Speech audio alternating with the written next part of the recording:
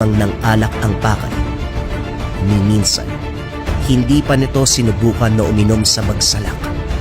Labis ang naramdaman ni Liam. Lahat ng tao nakatingin sa kanya. Nagbubulungan. Nagsisimulang magduda sa kanyang kakayahan. Ano? Pwe, natigilan ka yata. Duwag, sarili mong lason, hindi mo kayang inumin. Pwes manood ka para makita mo ang tunay na kahulugan ng lakas.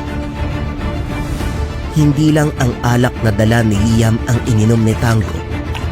Lahat ng nakalagay na lason sa bagsalak, ininom ni Tango. Nanlaki mga mata ng naroon. Imposibleng mabuhay pa ang normal na tao sa dami ng lasong nainom.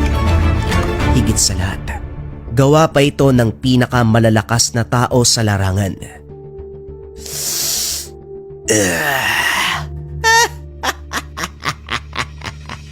Napakasarap. Sige pa, maglabas pa kayo ng alak. Maglabas pa kayo ng lason. Ubusin ko lahat yan sa harapan ninyo. Hindi uubra sa akin ang gawa ng tao.